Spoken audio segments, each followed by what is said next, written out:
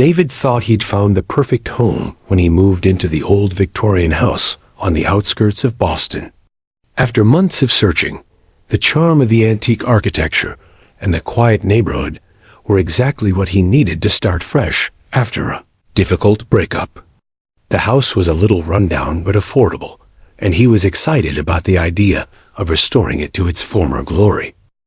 The realtor had been evasive about the house's history, mentioning only that it had been unoccupied for years. But David brushed off the implication. Old houses always come with history, he thought to himself. With a hopeful heart, he moved in, planning to make the house his own.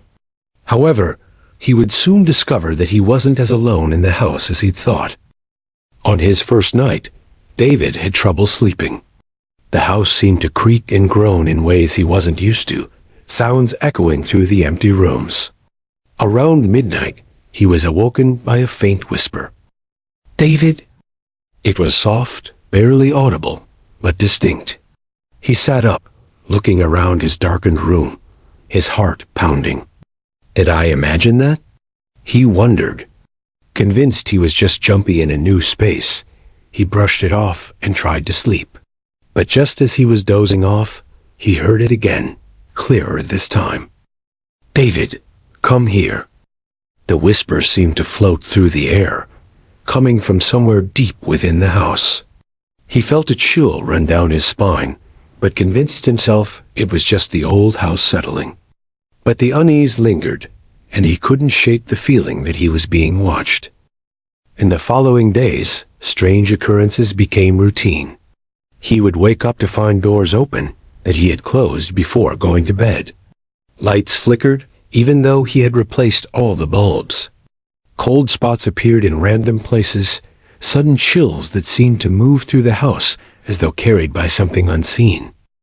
One afternoon, while cleaning the basement, he found a small hidden door behind a stack of old crates. Curiosity got the better of him, and he pulled the crates aside, prying the door open. The room beyond was cramped and filled with dust, but in the dim light, he could see strange symbols painted on the walls, faded but still visible. They seemed to form a circle in the center of the room, and in the middle was an old wooden chair. A feeling of dread settled over him, and he quickly backed out, closing the door and replacing the crates. The air felt heavier after that, as if the house itself had taken notice of him. One evening, as he was preparing dinner, David heard the whisper again. This time it was unmistakable. "David, come back." The voice sounded muffled, as though it were coming from inside the walls.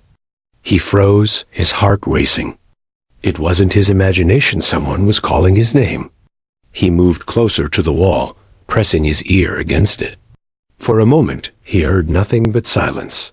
Then the whisper returned, now angry and urgent. "David, don't ignore me."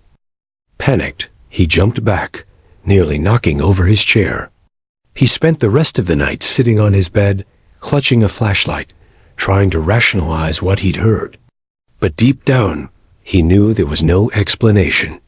The house was trying to communicate with him, and it was growing impatient. As the days passed, the voice became more persistent, and David began to catch glimpses of shadows moving out of the corner of his eye. One evening, while brushing his teeth, he saw a shadow pass behind him in the mirror. It was tall and vaguely human in shape, but dark and featureless. He spun around, but the bathroom was empty. His heart raced as he realized the shadow had been right next to him, close enough to touch. He began sleeping with the lights on, but the shadows continued to haunt him, lurking in the corners of his vision, moving just beyond his line of sight. The whisper had grown louder as well. No longer confined to the walls, it seemed to echo throughout the entire house, calling his name, pleading, demanding. "David, come here." One night, the whisper turned into a scream. David was jolted awake by a blood-curdling shriek that echoed through the house. It was unlike anything he had ever heard, a sound filled with anger, pain, and desperation. David! The force of it shook him to his core. He stumbled out of bed, clutching his chest as the scream subsided into a low, sinister chuckle that seemed to come from everywhere and nowhere all at once. Frightened and exhausted, he decided to leave the house. As he reached the front door, it slammed shut on its own, the locks clicking into place. He struggled to open it, pulling with all his strength, but it wouldn't budge. A cold gust of wind rushed through the room, and he heard the whisper again, now right next to his ear. "David, you can't leave me." Panicking, he raced upstairs, locking himself in his bedroom. He could hear the voice outside the door, whispering, scratching, begging to be let in. The next day, desperate for answers, David visited the local library to research the history of the house. He found a newspaper article from 1938, detailing the mysterious disappearance of a young woman named Lillian who had lived there. Lillian was known for her troubled past and had been accused of practicing dark rituals. She was last seen entering the house, and witnesses claimed to have heard strange noises coming from within. When police searched the house, they found no trace of her. The article mentioned rumors of a hidden room in the basement where she was believed to have conducted her rituals. Realizing the implications, David felt sick to his stomach. The hidden room with the symbols and the chair, was it where Lillian had disappeared? Was she the one haunting him, her spirit trapped in the house, reaching out to him through the walls? Determined to put an end to the haunting, David returned home and went down to the basement. He moved the crates and opened the small door, stepping into the hidden room. The air was thick and heavy, almost suffocating, and he could feel a presence all around him. "I know you're here," he whispered, his voice trembling. "What do you want from me?" For a moment, there was silence. Then, a cold gust of air blew through the room, and he felt something brush against his arm. The whisper returned, louder and clearer than ever before. "Set me free." David's heart pounded as he realized what she wanted. She was trapped, her spirit bound to the house, unable to move on. Steeling himself, he picked up a piece of chalk and traced over the symbols on the wall, completing the circle. He murmured a simple prayer, hoping it would be enough. The room grew colder, and the shadows thickened around him. He felt a pressure building, as though the air itself were pushing him out. Then, with one final anguished scream, the presence vanished. After that night, the house was silent. The whispers, the shadows, and the oppressive feeling all disappeared. David could finally sleep in peace, feeling a sense of calm settle over him. He knew that Lillian's spirit had finally moved on. He considered moving out, leaving the memories of the haunting behind him, but something kept him there, a strange sense of connection to the house. He knew its dark history, but he also felt as though he had helped someone find peace. Months later, as he was cleaning the basement, he noticed something strange on the floor where the hidden room had been. It was a small, silver locket, tarnished and old. Inside was a photograph of a young woman, her face hauntingly beautiful and sad. David closed the locket, saying a silent goodbye to the spirit he had set free. As he placed it back on the ground, he heard one final whisper, soft and grateful. "Thank you."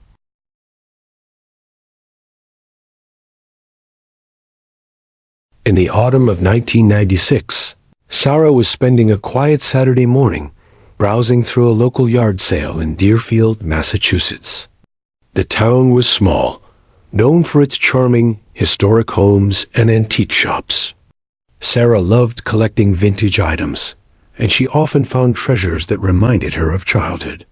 But that day, one item in particular caught her eye: a doll. It wasn't like the dolls she had played with as a child. This one was handcrafted, with a porcelain face painted with meticulous care. Its eyes were dark and glassy, staring with an unsettling realism. A soft dress of lace and faded silk draped its body, and it had long dark hair that framed its small, perfect face.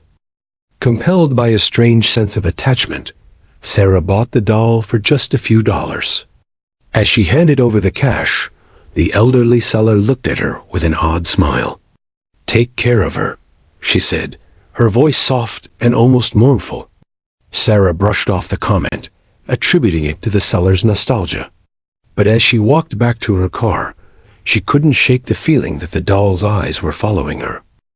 When Sarah got home, she placed the doll on a shelf in her bedroom, admiring the delicate craftsmanship. It was both beautiful and slightly eerie, the kind of thing that felt out of place in her modern apartment. That night, however, marked the beginning of what would soon become a terrifying ordeal. Around midnight, she awoke to a strange sensation, a feeling that someone was watching her. She glanced around the room, her eyes settling on the doll on the shelf. It looked exactly as she'd left it, but something felt off. Its head seemed tilted slightly to the left, and its glassy eyes looked straight at her bed, almost as if it had been waiting for her to wake up. She shivered, brushing it off as her imagination, and went back to sleep. But the next morning, when she looked at the doll, she noticed that its head was turned further than it had been the night before, its gaze now pointing directly at her pillow. Uneasy, she set the doll's head straight again, but as she left for work, she couldn't shake the image of those unblinking eyes watching her. Days passed, and each morning Sarah would find the doll in a slightly different position. Sometimes its head was turned, other times it seemed to be leaning forward as if peering down from the shelf. She began to feel increasingly uneasy, doubting her own memory. Was she the one moving it, unconsciously adjusting it during her daily routines? One night, she decided to test her theory. Before going to bed, she placed the doll in an exact position, taking note of its angle and the placement of its tiny hands. She woke at 2:13 a.m. to a soft scraping sound. Heart pounding, she switched on her bedside lamp and looked at the shelf. The doll was no longer in the position she had left it. It had moved forward, its face now peering directly down at her.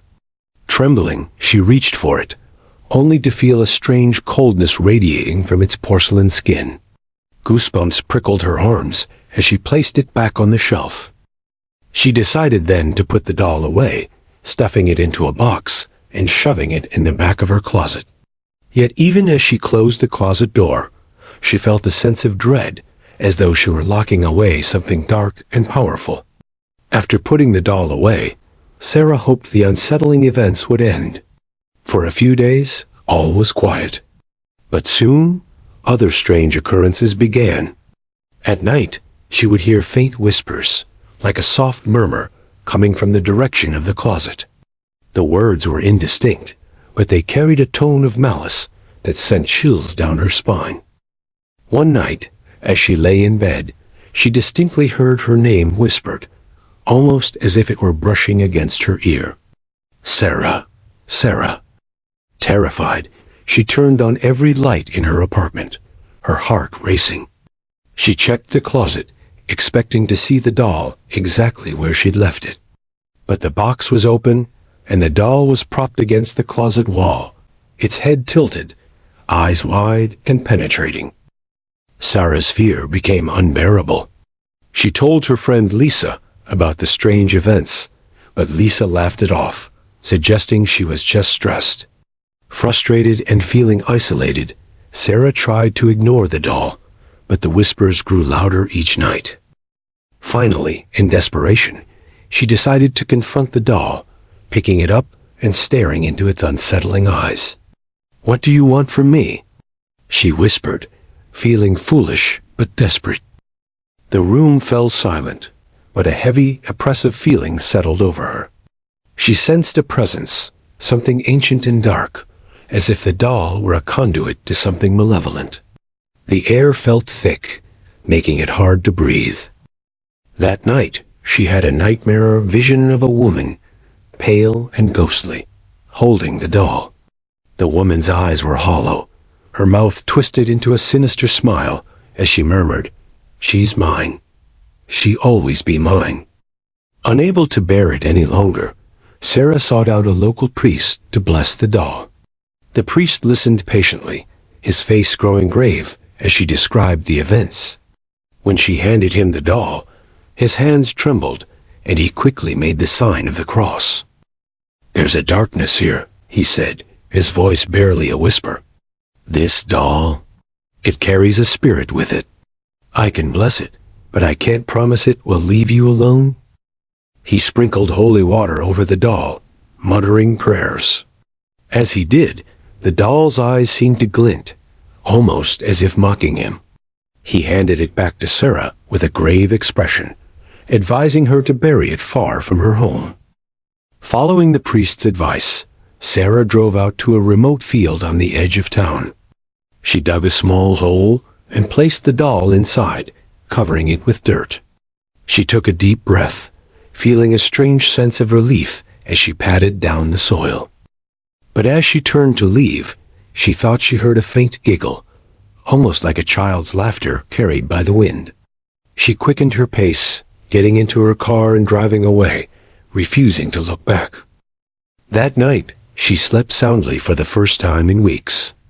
She felt free, finally liberated from the doll's haunting presence. Several weeks passed, and Sarah's life returned to normal. She no longer heard whispers in the night, as she no longer felt the heavy, oppressive presence in her apartment. She began to think the nightmare was over, a disturbing memory she could eventually leave behind. But one evening, as she was walking back to her apartment after work, she felt a chill run down her spine. She glanced behind her and froze. There, on the sidewalk, was a single small footprint, a child's, bare and wet. Terrified, she ran up to her apartment, locking the door behind her. She tried to convince herself it was a coincidence, a trick of the mind. But as she walked into her bedroom, she saw something that made her blood run cold. There, sitting on the shelf, was the doll. Its head was tilted, its dark eyes staring straight at her, a smile playing on its porcelain lips. No matter what Sarah did, she couldn't rid herself of the doll.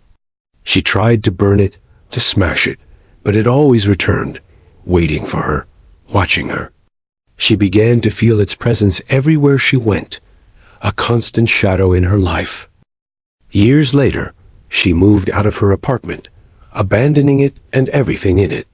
But even now, in her new home, she sometimes hears faint whispers at night, a reminder that the doll will never truly leave her.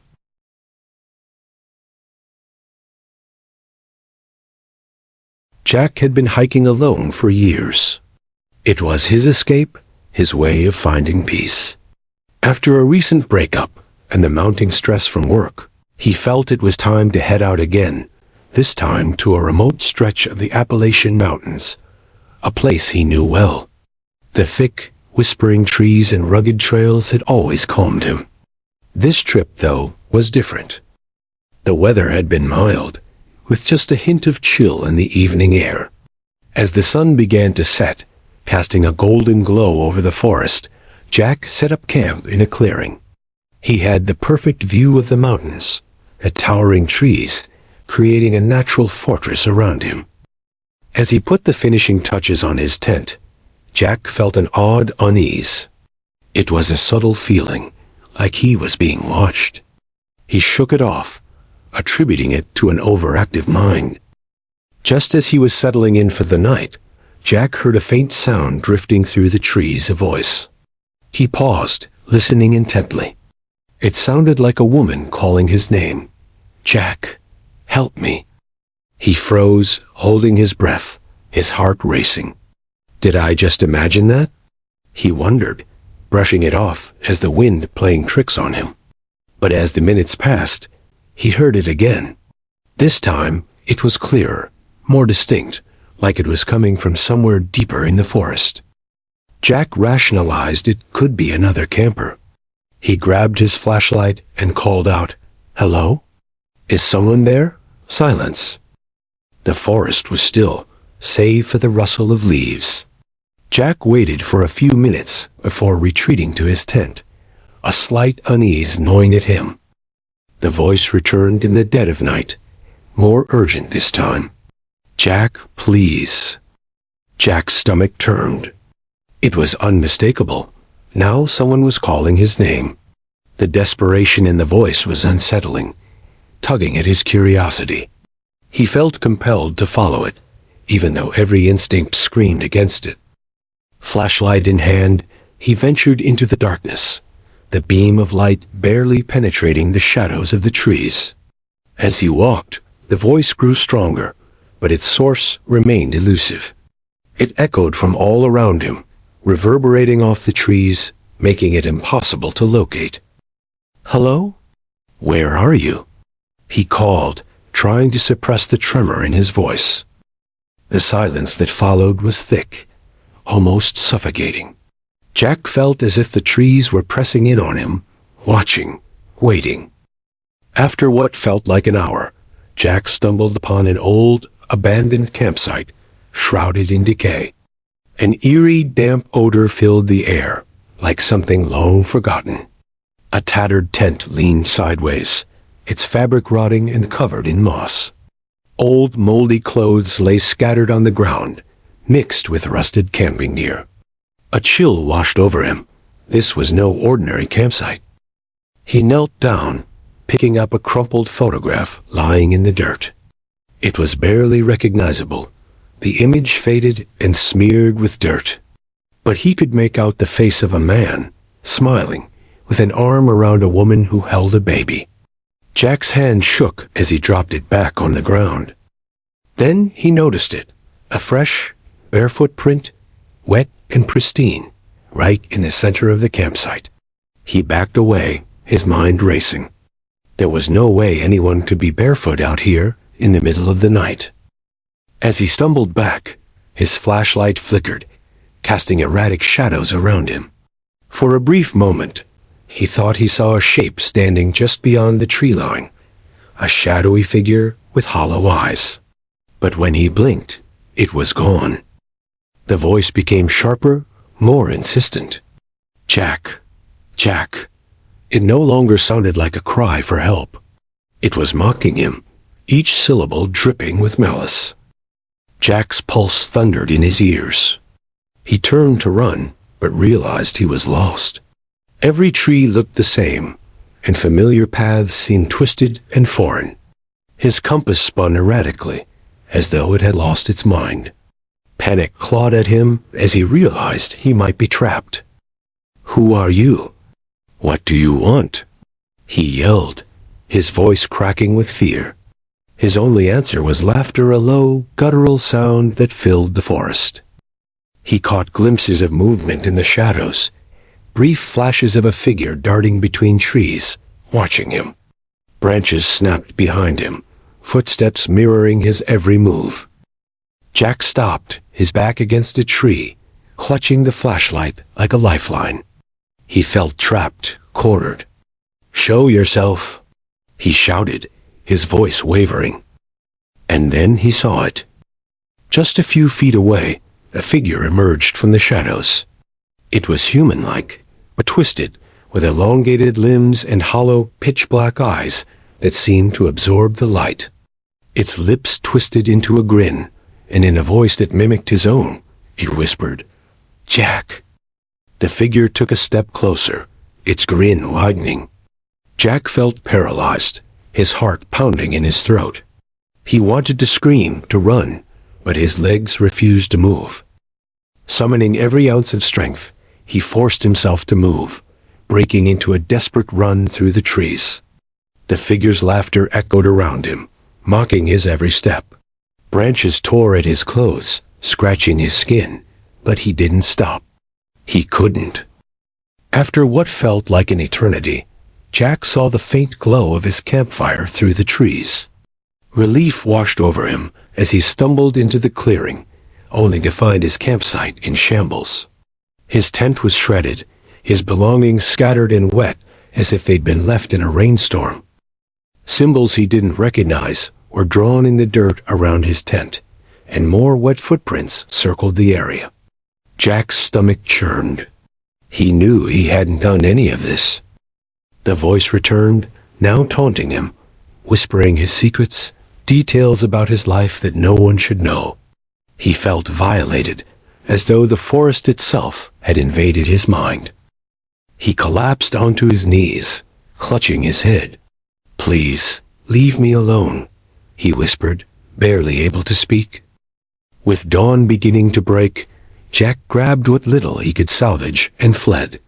The forest felt alive, branches reaching out to grab him, shadows stretching unnaturally long as if trying to pull him back. As he ran, the mocking laughter and whispered taunts grew distant, until finally he burst out of the forest, collapsing onto a dirt road. A passing car stopped, and a concerned driver helped him up. Jack couldn't explain what had happened. He barely believed it himself. But he knew he would never return to those woods. Months passed, and Jack tried to put the experience behind him. But every night, as he lay in bed, he would hear a faint whisper in the darkness, his name, just like it had called to him in the woods. One evening, as he walked through his neighborhood, he noticed something on the sidewalk. A single, wet, barefoot print trailed behind him.